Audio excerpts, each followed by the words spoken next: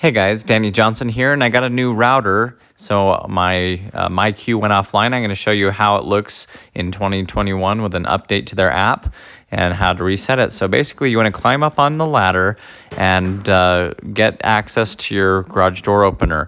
Now, the important thing is if you have two, one of them is your main one, and it feeds the other one. So if what I show you doesn't work, try it on the other one. So this is my main one here.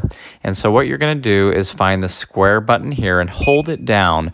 Don't let go until the flashing lights stop. So as you'll see, the up arrow is flashing. Now nothing is flashing.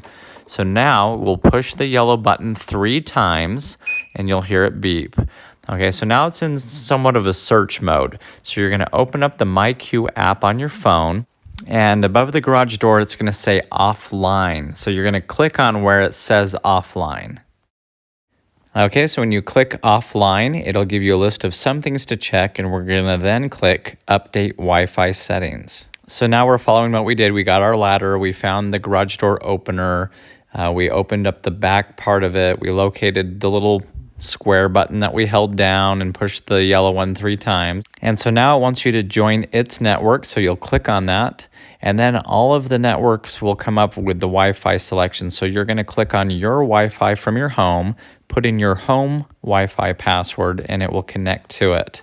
It'll tell you it's successful, and then from there you'll just press finish, and it just walks you through it pretty good. And so now just click on the icon and your door should open just like it had in the past. And so that's how easy it was on mine. Both the garage doors came back into action. Again, one of the main things is make sure you're on the correct garage door opener. If it doesn't work, try the other one. Thanks for watching. I have a whole playlist that I'll put in the video description for other garage door things that I've done, including fixing the travel, setting the remotes, and that kind of thing. If you're new to the channel, please feel free to subscribe. Thanks, guys.